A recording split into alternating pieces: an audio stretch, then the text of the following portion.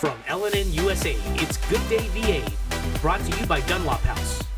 A typical day for me is making sure that the residents have their meds on time and also making sure that they have a good day. My name is Felicia Woodley, and I'm a CNA med tech at Dunlop House.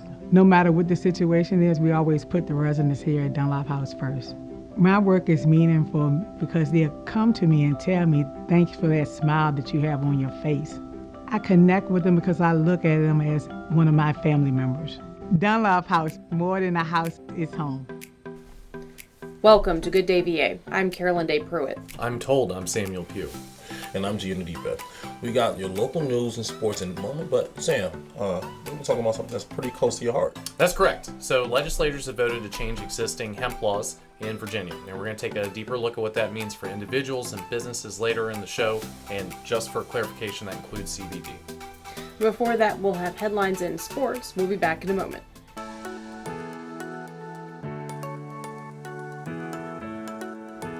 Yes, you can still get haircuts, colors, highlights, waxing services, everything that's going to make you look great right here at the Apothic Company.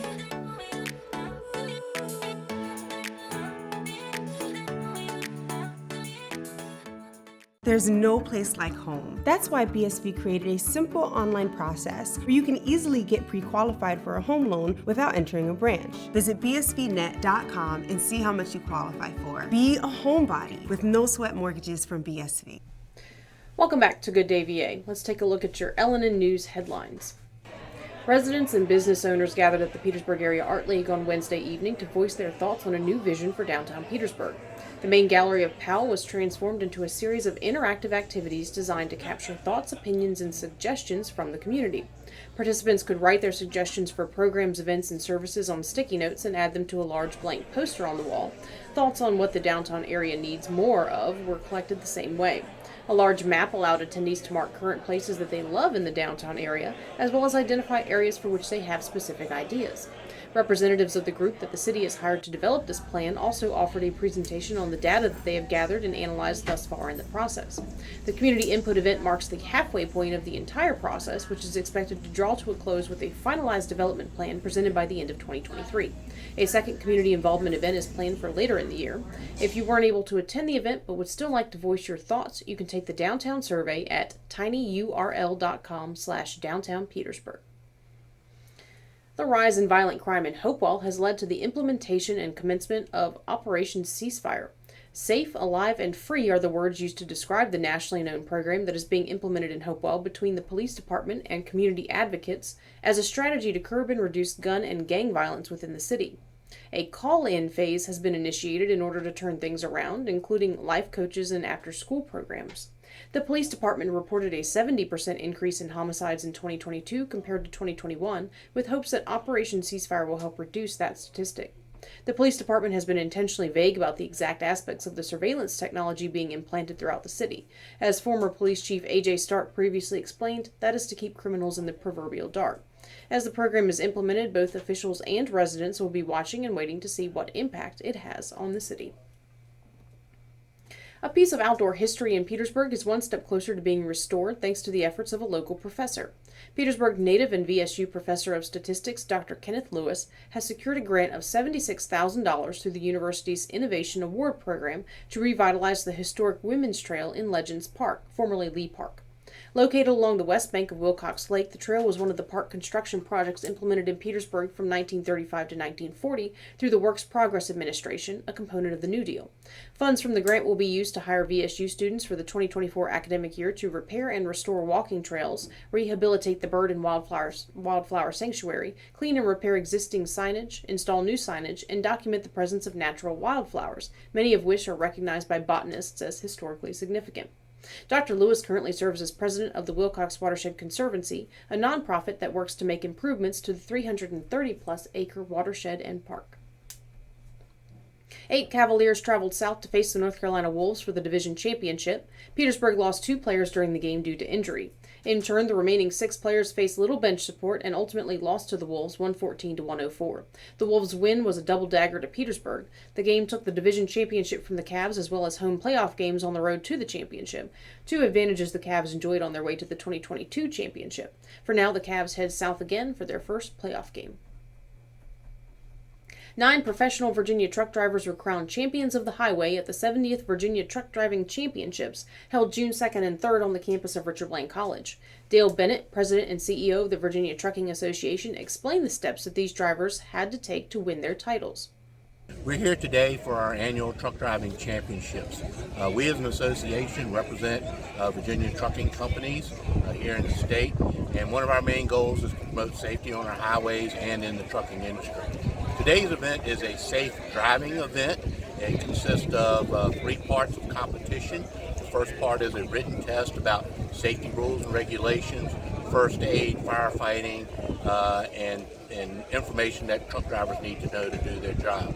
The second part is a pre-trip inspection, where they inspect their vehicles, go through, try to find defects to ensure that when they're out on the road, their equipment is in a safe operating condition. And then the final part of it is the skills test, where they go through a series of problems that demonstrate their ability to negotiate situations they encounter in their everyday job, such as backing up to a dock, going around a corner, stopping on a certain spot on the pavement, that sort of thing, and that's what they're judged to do. So about how many people do y'all have participating in the event today, truck drivers? What we have today competing are 80 drivers from across the state of Virginia, and what is really unique is that in order to be eligible to compete, these drivers had to have gone the previous year without an incident of any kind, regardless of fault. So if they're involved in an incident, even if it was not their fault, they're disqualified. So you really do have the best of Virginia's best truck drivers competing here today. And are they representing different truck companies, or what are some examples of the organizations that they represent? Oh yes, they represent different companies that are members of the Virginia Trucking Association. All right, listen up. Companies like Step FedEx van Freight, drivers, sleeper berth Walmart, drivers, 10:30, you FedEx need to be across the street Express, for the Dominion pre-trip. Freight Lines, Yellow. 10:30, step There's a van, whole list of them. I sleeper name them. class. I'm afraid I'm going to leave somebody out, but there's a whole myriad of companies that are members of the association and operate in Virginia. Those 80 drivers included 32 rookie drivers who competed in the championships for their first time. The event is patterned after the American Trucking Association's National Truck Driving Championships. The first place champions in each of the 9 categories will represent Virginia in the national championships to be held August 16th through the 19th in Columbus, Ohio. Local driver Robert Lilly of Chesterfield took home the Grand Champion Award, securing the highest score of all the competitors across the 2 days. Lilly drives for FedEx Freight, has been driving trucks professionally for 28 years, and has racked up a staggering 3 million safe driving miles. Local House of Delegates representatives Kim Taylor and Mike Cherry were present at the event and even got to try their skills behind the wheel of a big rig before the competition kicked off. I had the privilege of riding along with one of the professional drivers and learning about what truck drivers experience on the road every day. Let's watch. The first thing we're going to do with any job is safety first. We're going to put our seatbelt on, make sure we can see out of our unit. And the whole purpose of this competition is to showcase drivers and their talents in our industry. And what we do is we've set up obstacles here on this course that would simulate everyday driving. For like if you had to make a street delivery, the goal is to get as close to the curb as you can without touching the curb. And that's kind of what these 2 cones here represent. We're going to get as close to the cone as we can without touching it. Of course, if you touch the curb, not only do you tear it up and put a pressure on it, but you tear the equipment up, you tear the tires up. So we will start by simulating the purple cross. It'll be what's called a left front steer. And it's an example of if you were trying to dodge something laying in the road, like a piece of railroad tire or a piece of rock. Because if you hit it with your tire, you could risk kicking it up, damaging someone else's car that's passing you, or damaging your own equipment. So the goal is, but you don't want to leave your lane and cause an accident. So the goal is to stay in your lane, but yet as far away from the obstacle as you can. So we have imaginary roadkill or an obstacle laying in the road up there, so we need to get as closest to the cone as we can without hitting it, leaving our lane, which is what that would simulate. So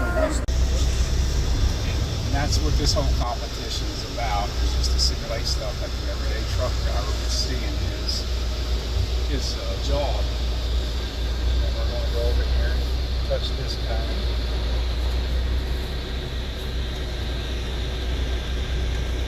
And then a lot of this competition is about setting up for the next obstacle.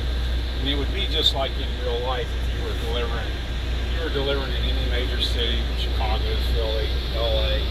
There's a lot of places you go where vendors and companies are down alleyways and stuff. You have to back around telephone poles and fire hydrants and things like that. And that's kind of what this is. So we're going to come up here and we'll see our obstacle laying in the road. And that's this cone here in front of us? Yeah. Okay. So we're going to get as close to the obstacle. We're going to try to not hit the obstacle, but not leave our lane either. And that's the goal there. Now this next obstacle right here simulates a platform scale. What that is like the weigh station that you see along the interstate highway. Trucks will pull in and they will weigh and they will stop. Well, the goal is to get dead center on the scale so they can weigh you. And because if you're off center, they're not going to get an accurate weight. You would have to go around and do it again. Gotcha. So in this obstacle here, right here at the telephone, this pole will simulate turn. And that simulates a telephone pole. The barrel simulates a pole right there. So our goal is to get around the curve, get around the turn, like making a right turn on the street where you swing right. Our goal is to get as close to the barrel as we can and miss the telephone pole. So this is what we're doing here. We're just going around the telephone pole and still making the right turn. You would see this on any street in America. You'll see trucks swing wide left so they can have enough room to get in. And that's why we drove so far down in the corner back there, was to make sure we had enough room to get the trailer around the telephone pole. And then this here would simulate a railroad track stop. The closest you can come to the nearest rail on a railroad track is 15 feet. This scoring pad would represent the 15 feet line in the center of the bumper. So we're going to stop right there. And they would take a measurement in this competition to see how you scored. Whether if you got within 6 inches of it, you would score 50 points, and then it's prorated back to 30 points. And that whole thing just simulates a railroad crossing. 15 to 50 feet is where you have to stop. You can't be closer than 15, and you can't be further than 50 feet from the nearest rail. And if you're hauling hazardous materials, you would have to have the window down. You would have to have the radios turned off. You would have to listen for a train whistle. And then when the way is clear, then you can go. But if you were closer than 15 feet, it would be illegal. So that's kind of what this obstacle here simulates. So they get 6 real-life obstacles that they would see in everyday driving in America, driving a commercial vehicle. And then they get scored on for a total of 300 points. Okay. And this is just to showcase what they do every day. And every contest they'll go to, state, national contests, will be different obstacles depending on what they're at. There was one obstacle back there that we didn't do, was a freight dock. But all it does is simulate a freight dock that you would see in an alleyway or at a warehouse. And you back into it and get as close as you can without going through it or knocking it down or banging it real hard, tearing something off. So they get one chance to stop when they think they're right there at it, and they take a measurement. So that's kind of what this competition is all about. This is the driving portion. They have a pre-trip portion where they practice their inspections on defects that they find that we've planted on equipment. They also have a knowledge test. They have a test on hazardous materials. They have a test on first aid. They have a test on the industry.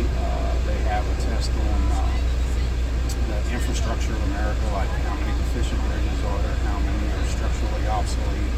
Just questions like that. And it's a book about that thick that they study every year. It's all the details, facts, and figures for this competition.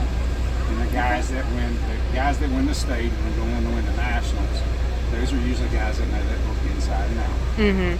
So that's pretty much what we have. So what would you say as far as, the general public who's driving on highways every day, around these trucks? I mean, what is the message y'all are trying to get out? That it's safer than people think to be driving next to these trucks every day? I think it is much safer. I was talking to Delegate Cherry and Delegate Taylor I think sometimes we tend to focus in America on the negative, on the worst case scenario. You'll always hear about a rogue wave that hits a Carnival Cruise Line ship and knocks it over, or you'll hear about a plane crash in Denver killing thousands or a couple hundred people, or you'll hear about a truck wreck on I-95 that kills 3 or 4 people. What we don't hear is that there's 60,000 flights in America that take off and land safely every day. There's 3.5 million over-the-road truck drivers every day that drive an average of 500 plus miles a day that safely start and end their day and never have an accident. I finished my driving career with 38 years of accident-free driving. I have 2 national championships and I have a pre-trip championship. We focus on the bad. We hear about the doctor that committed malpractice, but we don't hear about the doctors that stood on his feet for 15 hours doing surgery that saved somebody's life. I think that's kind of what we do. We just focus on the bad too much. I'm sure no professional like the train derailment in Ohio, we don't hear that Norfolk Southern and the railroads have thousands and thousands of miles and trips every day, accident-free. People that work for the railroad do an excellent, safe job, the same way as in the trucking industry.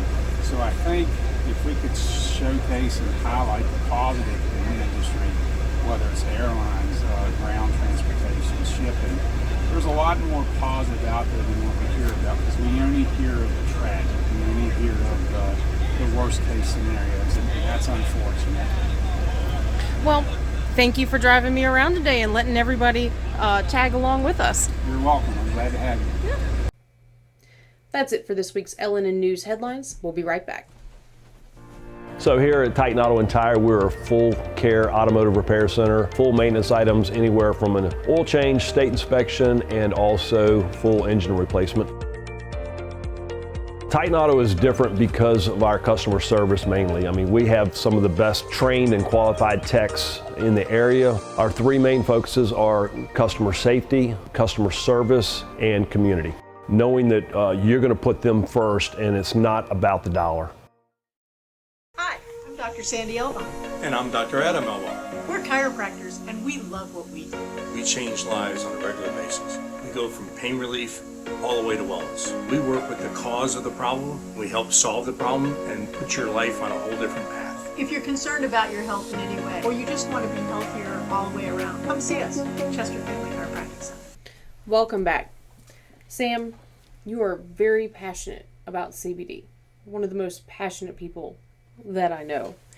Currently, it is legal in Virginia, but that may be changing sometime soon. Tell us about that, starting with what CBD actually stands for those who may not know. Okay, so CBD is cannabidiol, and this is a non-psychoactive molecule found in hemp and in marijuana. And remember, hemp and marijuana are the same plant. It's just how much THC, delta-9 THC is in it that kicks it from hemp over to marijuana. So the federal government, when they passed the Farm Bill several years ago, 2018 I think, said that you can use these industrial extracted components as long as it's not above 0.3% THC. So that basically opened the door to the hemp industry, and they started concentrating out all of these cannabinoids.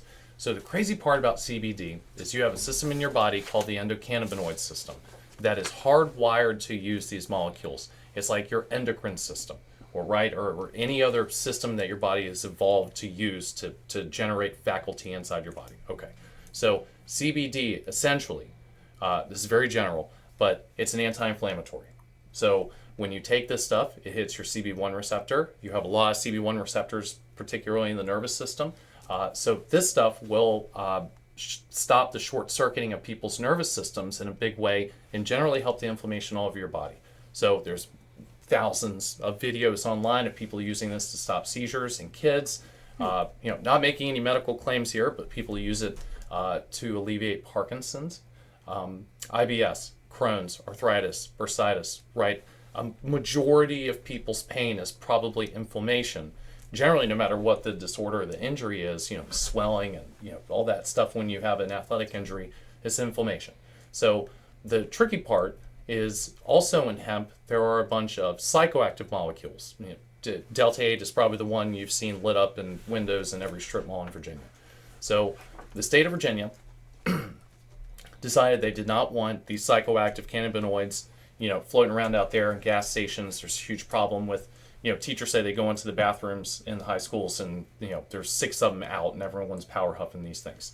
So in order to do that, they used the route, I think it's Senate Bill 955, but that might not be specifically correct. I probably should look that up. So they basically just banned it all and said, okay, well, it's all marijuana now. So they didn't write a law specifically to deal with hemp. They just said, okay, everything is marijuana, so now marijuana laws all apply to these. So they reclassified hemp as marijuana. Basically. Yes. Okay. So now it'll be treated as marijuana. So as that stood, CBD was essentially banned. Because the mechanics of the law I'll leave out, but basically you couldn't get CBD from hemp at all anymore because that was now marijuana. You can't pull products from marijuana legally. You can only pull it from hemp. Okay, so everyone got really mad when that law passed and went to the governor and pointed out that they use CBD to prevent their children from having 12 seizures a day, and it's the only thing that works. It essentially has no side effects. So they amended it, sent it back, and said, okay, we can keep CBD intact for people who need it. It has to have a 25-1 CBD to THC ratio. Okay, so the other part to this law was in order to sell it, you had to get a license from the Department of Agriculture to sell it. So the problem is now there's no application. So this law kicks in on July 1st, and no one in the state of Virginia, aside from maybe the huge corporations, I don't know about that, are going to be able to sell CBD. Which, it kind of forces people online, and there's a lot of scams online, and it's super expensive online. So in the end, the end result of this is it's really going to hurt consumers. It's certainly going to hurt businesses as well. But, I think most of us are more concerned for people who use this to increase their mobility and to not have seizures while they're driving, and, these other practical impacts of CBD.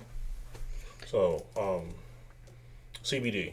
Right. So here's what I know about it thus far. Thank you for breaking that down. Yeah. Blah, blah, blah. Numbers. You can't get high. That's it. Right. No, I'm kidding. Joking. Yeah. I stopped listening after that. Nah. But so do you think that because I didn't know that CBD had that many uses and could be that effective in terms of inflammation and things of that nature, do you think that the possible banning of this or the law has anything to do with the medicine market, for medical marijuana or for just pharmaceuticals in general? Pharmaceuticals in general. Well, I think that's a bigger question than CBD, right? I think that's kind of a nationwide issue.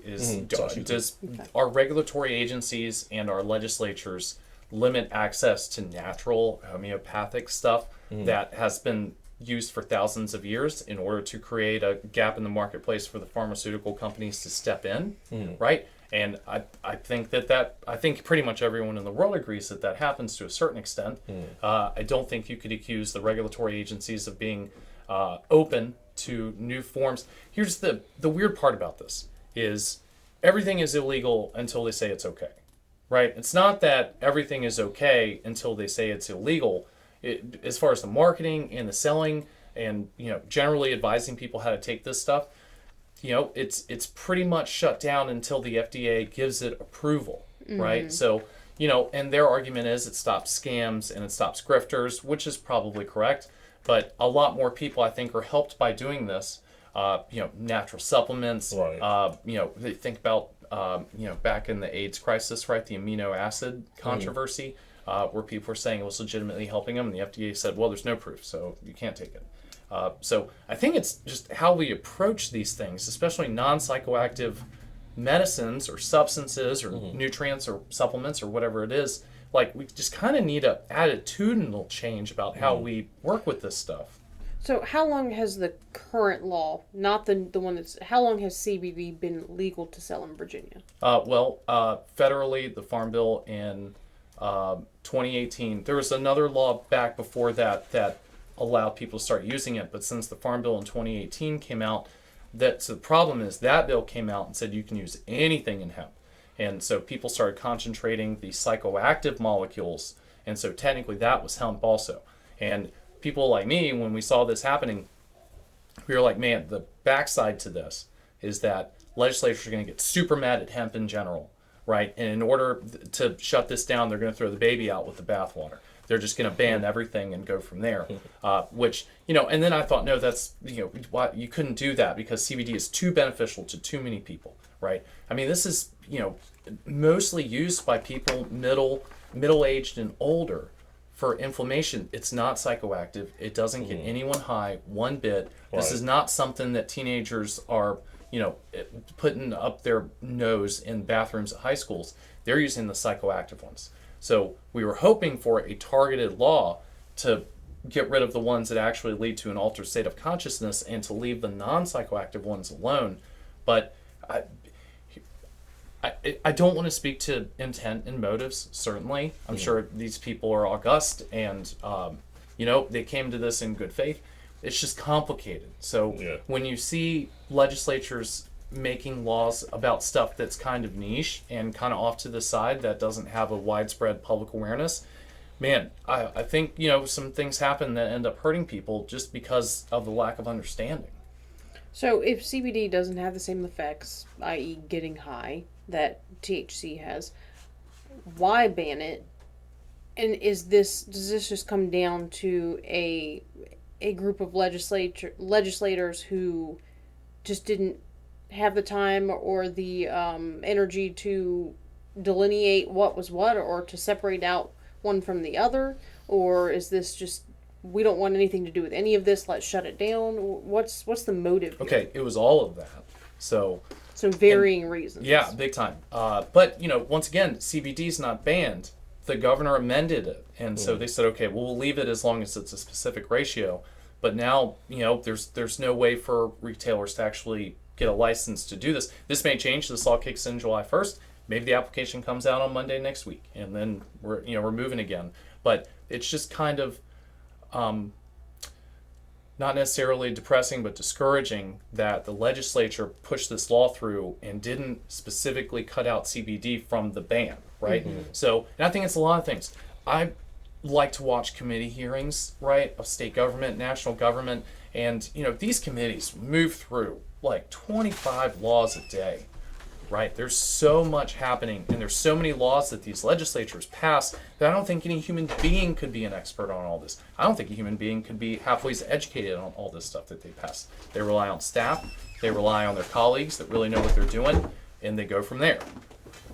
So, yeah, a little bit of everything. So at this point, it's been okay. It's not necessarily banned, but there's no existing process at the moment for those who sell CBD to move forward with that process. But there are tons and tons of businesses out there now that sell some sort of CBD product. How does the state put the proverbial toothpaste back into the tube? How do they even regulate or enforce, that all these people who want to sell any sort of CBD product have a license to do so? Well, the good news is when the recreational marijuana went through, it created a regulatory agency called the Cannabis Control Authority. So issue now is that the Democrats, made this law that created this regulatory agency, and then the legislature switched hands, and so now it's taken a while to get the CCA moving and funded and staffed. But the CCA could probably, because assumedly the people in the CCA will know what they're looking at when it comes to the difference between Delta 8 THC, Delta 9 THC, and CBD and CBG, the non-psychoactive molecules, and they would be sophisticated enough in their knowledge level to be able to govern this stuff and have standards and have people to go in there and look at the lab reports and make sure everyone's following the rules, which everyone wants. When the CCA got made, a lot of people were thinking, that's great, because we can have people who know what they're doing, scientists, business people, public policy experts who are informed on this stuff, making the rules and doing the day-to-day governing, not a 30-second spot on the General Assembly floor, to make such a sweeping declaration. I kind of just get kind of sad at how fast these legislatures move with all this really important stuff. I wonder if state governments do too much. Like, how do they approach this stuff? Do they want to regulate every part of life, or are they being proactive about going out there and making rules for stuff, or do they let the issues come to them and they try and make a sober decision about it? And sometimes I just get discouraged because they do so much with every year that people can't keep up with, and even their staffs can't really keep up with it. No, that makes sense. Now, when you mentioned, the shops that sell, this product, right?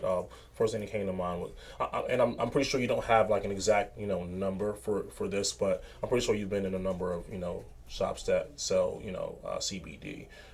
Is Food it line, Okay. Yeah. So this is not like a shop. In most places where you go to, it's just a standalone product, and a shop is going to close if they don't have access to the application. I mean, are there other things that are typically sold in spaces like the other products that I guess a shop would carry that's known for. Since it has such a wide effect for so many people, it's essentially sold in most retail that is even anywhere in that space. Every pharmacy has it. All the grocery stores have it. A lot of the gas stations have it in little cases at the register. Vape shops sell it. There's pretty much every nutrient store has a bunch of sell it for dogs at Tractor Supply. Right? So it's ubiquitous. I mean, it's a super popular thing that affects a ton of businesses. So, I guess, are they going to put a limit on the number of applications or what's the word I'm looking for? Sure. Licenses. Like authorized people to sell it, licenses. Are they limiting the number of licensed CBD licenses that they're going to put out the same way that they did with like medical marijuana? Well, do we know? No one really knows. And from what I've been able to glean, it's a permit, not necessarily a license. So that could mean that there's like a lower barrier to entry than something that requires licensure. If your local grocery store carries it, then sure, they're not going to be able to review. That's and they're not going to be able to have a pharmacist on staff. Yeah. Yeah, big time. You were going to say. Well, there you go. So I guess that then brings to question. I guess would this cost money? Would there be an application fee? Would you have to pay? I'm sure there will be an application fee. Right. Would there be a cost to renew your license every 6 months to a year, or whatever the case might be? Is this being done so that they could profit off of it? Those are some of the things that I'm. Is this a money thing? Well, it's about $1,000 a year, from what I was told. Okay. But honestly, I don't think it's about the money, right? Because I think they're trying to use this. I could be totally wrong about this, but I think they're trying to direct this money towards the CCA and fund the Cannabis Control Authority so that it generates revenue in itself, so it can pay for itself. So they're not going back to the General Assembly begging for $10 million every year, right? So, because when you're dealing with state government, the amount of money is so astronomical. Like, I don't really think they care about the $1,000. You know what I mean? They're just trying to get money into the regulatory agency so that they have competent people doing it, which once again, everybody wants. Okay, so for a quick rundown, I was looking up the CCA while you were talking about it. The board of directors for the CCA, the people who will be making these calls, a retired police chief, a CEO of a hotel chain, a founder and CEO of a consulting firm, a director and founder of a foundation. I would hope that they'll be getting in some experts on some of these issues. Well, but I mean, what do you think of that kind of lineup to make these decisions? Oh, I like it. So those folks, because this agency has to build an industry, right? So if you're a scientist and you're totally informed on the endocannabinoid system, it doesn't mean you know anything about business. So, we're hoping that good business people go in there and build an industry. And this goes for recreational marijuana too, right? That's the big flashy, neon sign in the window here that everyone is hoping these folks, will build some kind of criteria to have an industry. But, they're pulling experts in. And they can solely focus on that. So yeah, I'm sure all those folks will know more about it. than any other state legislature will. I guess when I hear Cannabis Control Authority, I'm not seeing a chamber body that's meant to promote the business. They're describing themselves as the rule creators. They're going to develop, issue, and enforce the rules pertaining to the existing market. So it strikes me. But there's not an existing market. They have to build it. So that's what they're going to be doing. Because if you make a system that no one can make any money, I don't see them as the builders. They're the constraint. To me, that's what a control authority does. Oh, for sure, yeah. Well, and the Department of Agriculture has a similar role there, especially with the hemp laws. But you don't want to have people enforcing the laws that don't know anything about what these businesses need to be able to function and make a profit, right? So, if it was just a state program, it'd be one thing. But assumedly, they're going to open up retail marijuana to applicants in the foreseeable future, maybe 2-3 years, maybe 10 years, nobody knows. So you have to, unless their sole role is to go in there and kill it, but nobody thinks that's the case that I've ever talked to. You need business people in there to help regulate a business. And I'm totally comfortable with that. I think most people are. You don't want people, for example, people like presidents that have been doing something besides being a politician their whole life, right? Either military or a business person or being a doctor or something along those lines. Because you want people who are enforcing rules to understand both sides of it. Well, it sounds like what you're saying that there's no one there to advocate for the use of CBD or someone who's I guess well versed. There's tons of people talking to them. They have tons of public advisors or something like that. Okay. Yeah, tons. So we're relatively optimistic. Once again, the marijuana issue and CBD should be two separate things, right? It's like crude oil and petroleum jelly, right? They have the same root, but they have totally different applications in life and civilization. So that's all that everyone is hoping for, is the nuance there to separate those things out and treat them differently, which, from what we've gleaned, the Department of Agriculture is going to have people who know exactly what they're doing running this show. It's just there's no application yet. So everyone I've talked to, the advocates, they're all hoping that this application gets put out there so that people don't have their ability to buy this stuff interrupted in a dramatic way, because you don't want to send people online for this. The lab reports bear absolutely no relation to what's actually in the bottle, like half the time. So, you're giving up all of your ability to control it and to regulate it if you just ban it outright and people just order it through the mail.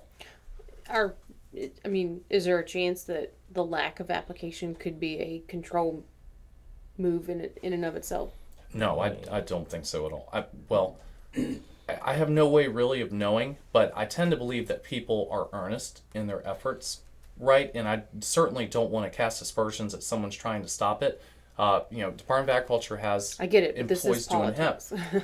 Right, but I've talked to a few of them, and they're good people that want this to work for everybody. They take marching orders from the legislature. So Department of Agriculture and the hemp boards, they have bosses, and it's the legislature. So that's where the information battle is being fought, is what do these legislatures know when they vote to do something like that? So, and I think that's the issue across everything, right? When they pass laws about firearms or insurance laws, how much time they actually have to put into this to make an informed decision. How much do they rely on the experts around them, their staff? We're just hoping that the Department of Agriculture has this out before people have to start taking risks. Makes sense. Well, I learned something today. Yeah, it's a good discussion. Good discussion, absolutely. Well, but we'll be back with Dr. Sandy after this. It's time you heard the best fried chicken doesn't come out of a bucket or a box. You'll find it fresh out of the deep fryers at Breeze Inn. Virginia's finest chicken. Succulent, juicy chicken with a crispy coating. Hungry for more? Try our pulled pork barbecue, real Philly cheesesteaks, and mouth-watering burgers. Home to Virginia's finest chicken. And oh yeah, we've got a convenience store too.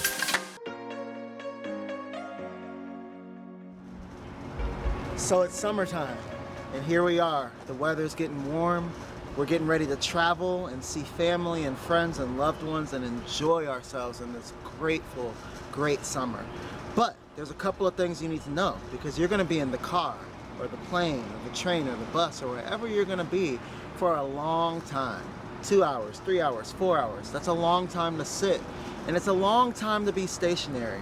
So let's talk a little bit about some safe ways and some ways that you can relieve yourself during this travel season. So whenever you're traveling in a car, this is how we want you to get into the car. First things first, you're going to turn your butt towards the car. You're going to sit back into the seat.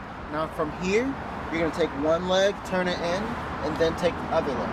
And this is going to help you not twist your hips when you're getting into your car, okay? Next thing, when you're actually in the vehicle, and this goes for a bus or a plane or any chair that you're going to be sitting in, you always want to take your butt to the back crevice of the chair. And then you want to sit your head and take it to the headrest. The reason why you do this is that you'll notice the ear lands right on top of the shoulder, and the shoulder right on top of the hip. This is good for keeping your spine at neutral, which is really important for making sure you don't twist, torque, or injure yourself during this traveling season. So you found yourself on an airplane or a bus, and you're getting ready to travel. Here's how you can get your luggage up to the shelving. First and foremost, always square yourself to the location that you're going to be moving your item to. In this scenario, this is our airplane cabinet. Secondly, whenever you go to lift the luggage, use both hands to get them above your shoulder. Notice, when we do this, it allows us to put less weight on our neck and our spine. Finally, once you reach the overhead position, slide the bottom of the bag in using your other hand, right into the shelving unit, and push with both hands to make sure that it is centrally located. You never want to bend and twist at the same time to put anything into your luggage compartment, so always make sure you have enough room to step back and square up to that shelf. And also remember, if this is difficult for you, don't be afraid to ask somebody for help. Hope that helps you in your next travel vacation. Welcome back to Good Day VA. Guys, are you ready to jump into sports? Absolutely. No. Let's jump. Let's do it. So today we're going to be talking about something, I guess the most popular sport in the world, and that is women's basketball. Not women's basketball, but a very specific women's basketball player. You guys remember Brittany Griner? Yeah. Yes. Awesome. So I don't know if you guys know this, but she is back playing in the league, and she played her very first game since being released from the Russian prison this week, scoring 24 points.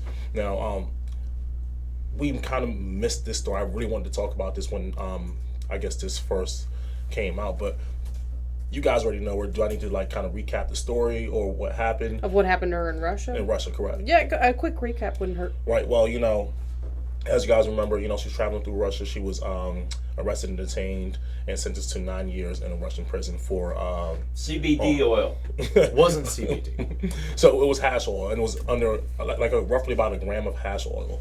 Now, which in Russia should only carry a 15-day sentence, but again, she was sentenced to 9 years in prison. Now, she was, I guess, legally prescribed it in Arizona, but obviously it was illegal in Russia. So now, does that cover pretty much about everything that you guys remember? Nailed it.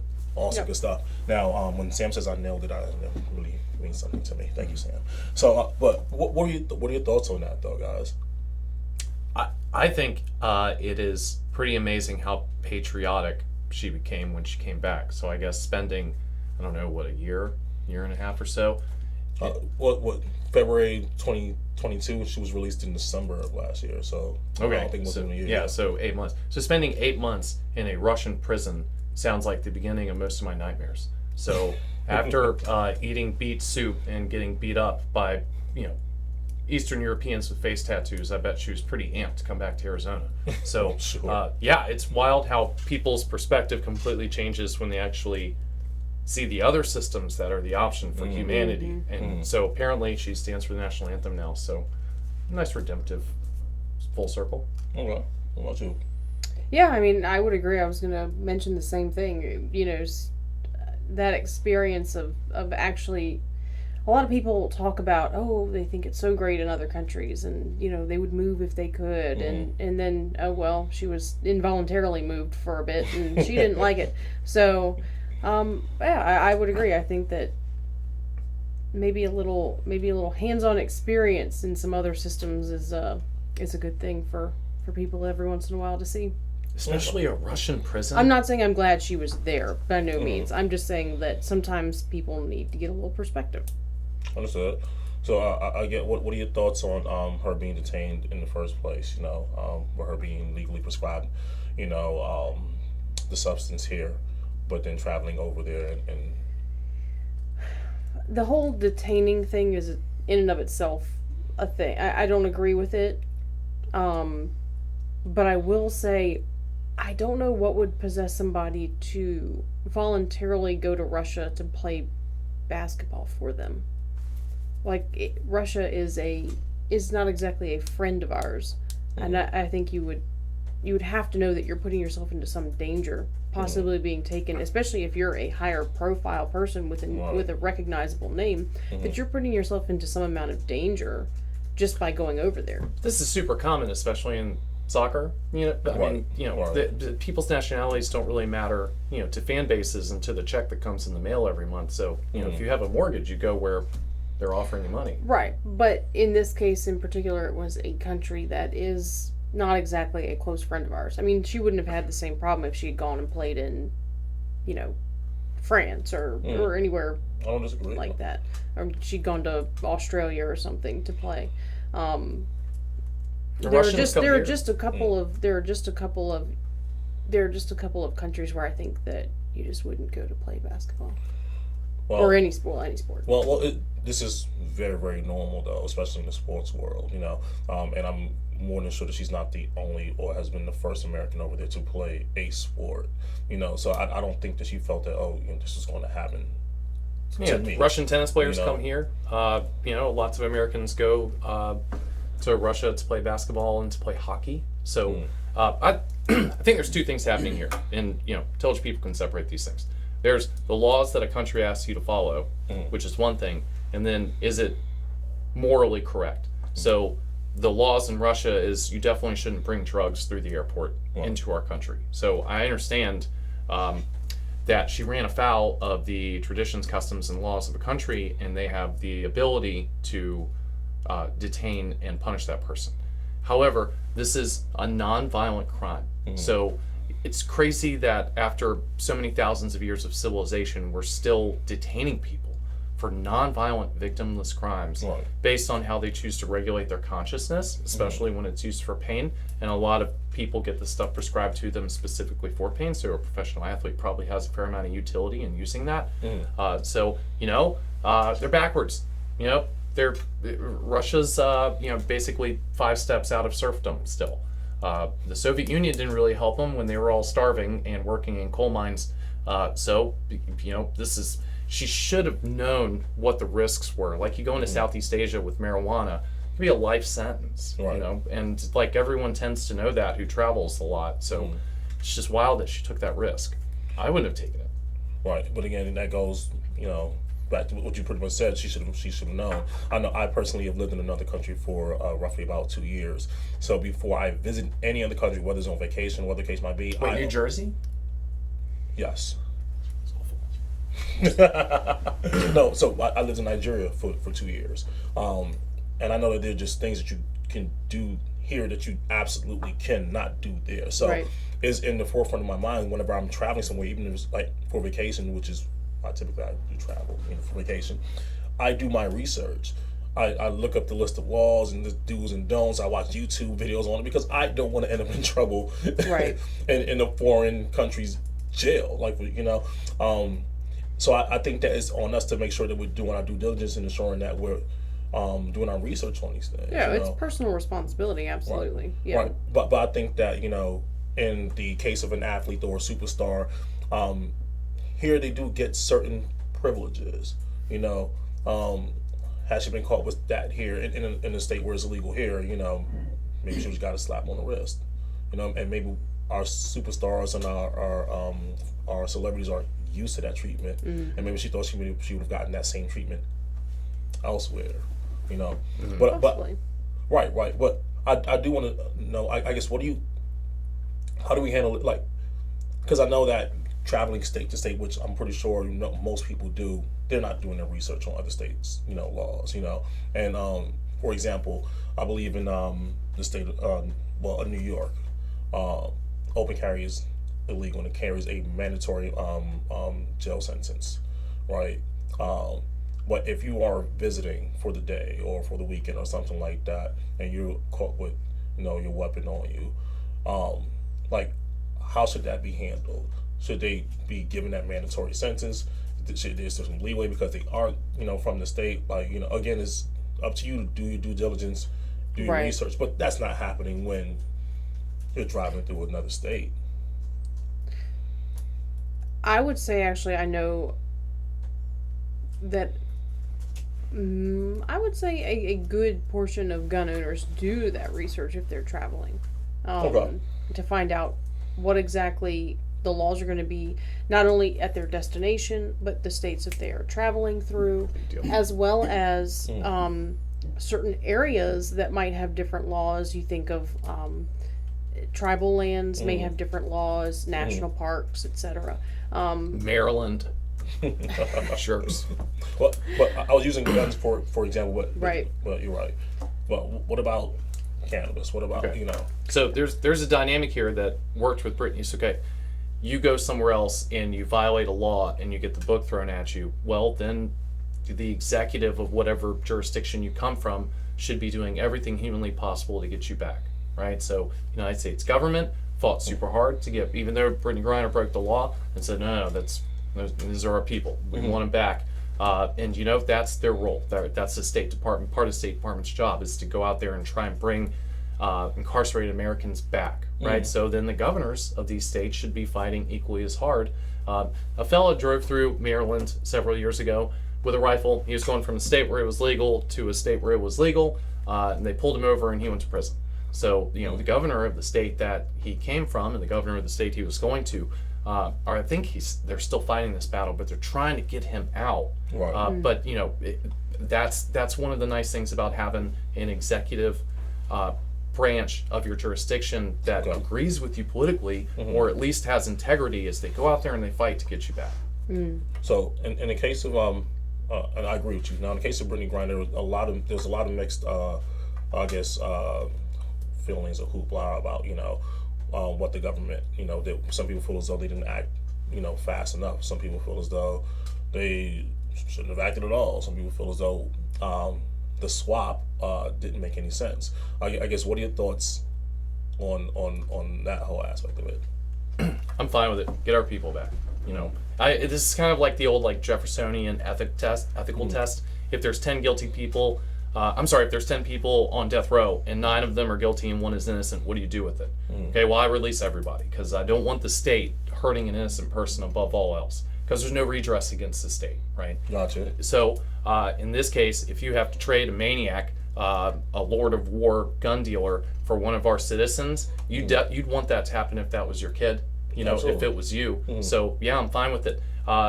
We'll probably catch him moving RPGs to Indonesia at some point again anyway. So, you do everything possible. You make any trade to get our own people back.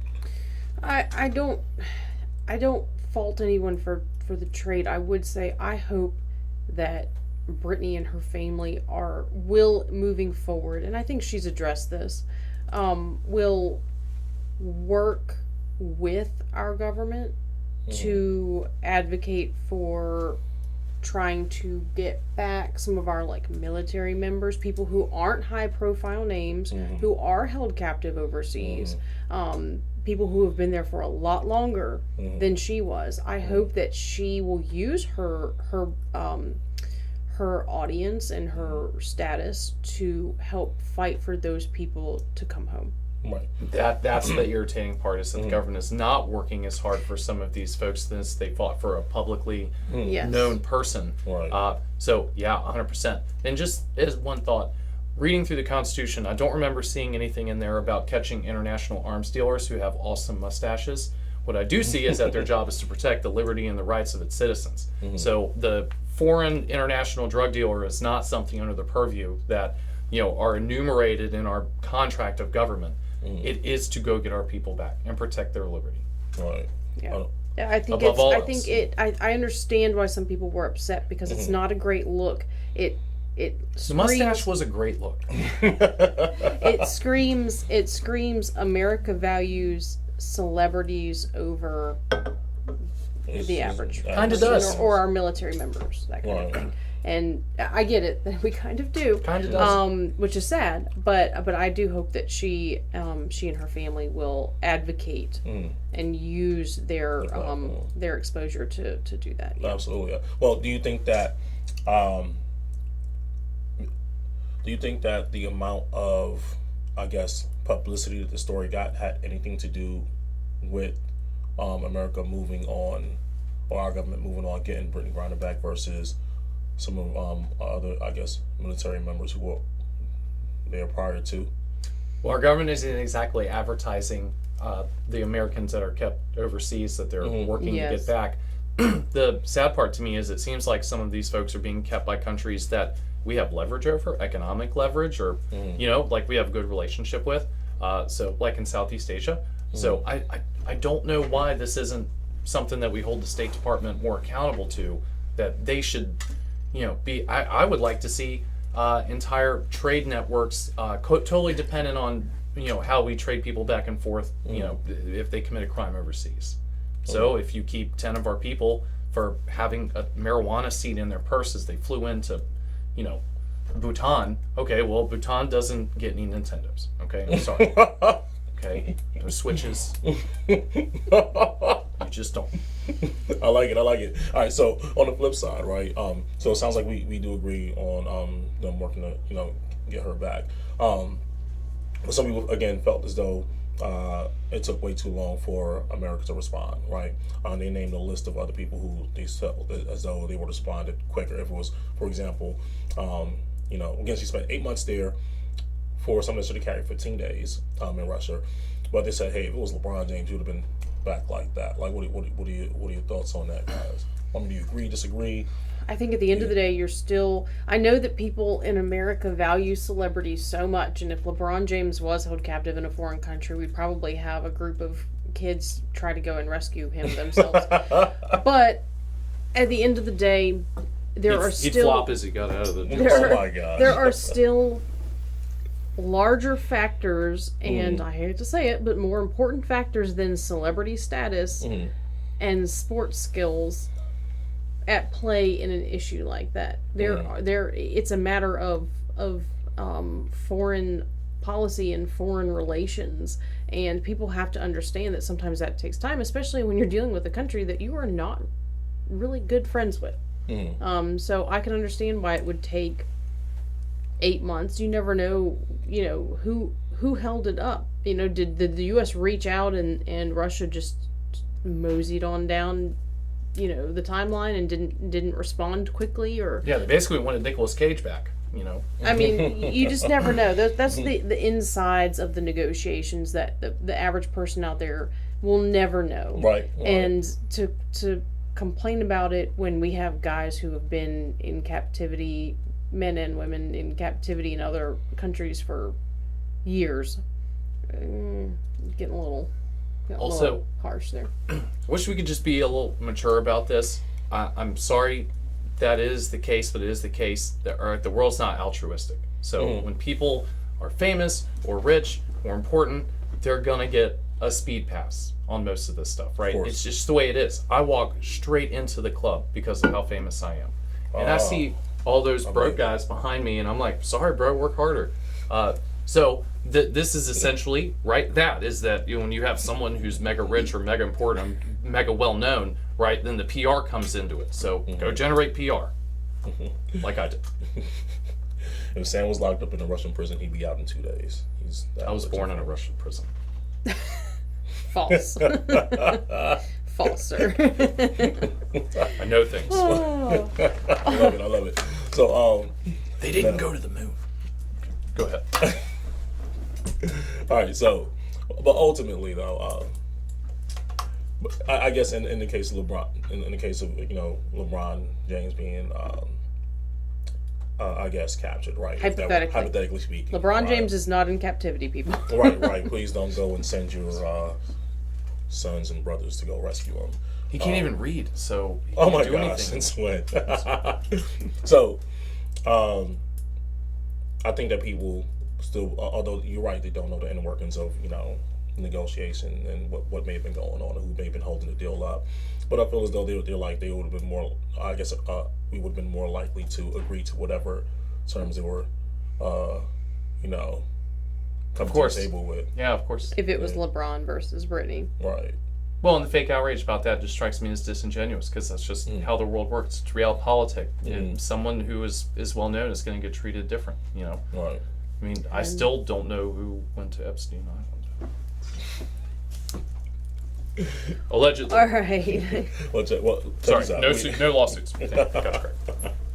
But at the end of the day, we are glad that Brittany is back home and with her family. And after 6 months of being released, she is back playing again. And she actually got to play her very first WNBA game back in her hometown of Arlington, Texas. So, which is a really great homecoming for her once again. In front of all 220 people. 225 people. Sell out. Yes. Get that number right. All right. Thank you again to our viewers for tuning into the show today. If you'd like to be notified when our new videos drop, be sure to subscribe to the YouTube channel and click the notification bell. We'll be back in a moment. Swaders, Central Virginia's premier sports park. Corporate events, parties, date night, or just a family outing.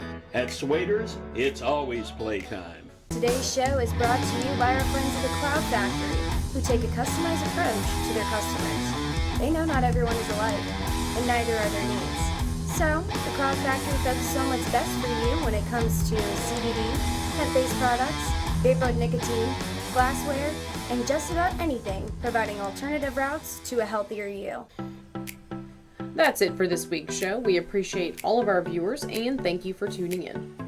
If you enjoyed the show, be sure to subscribe to us on YouTube and follow us on Instagram and Facebook. And a big thank you to all of our sponsors, especially Dunlop House, for making the show possible. We'll see you again next Friday. Thanks for watching LNN News.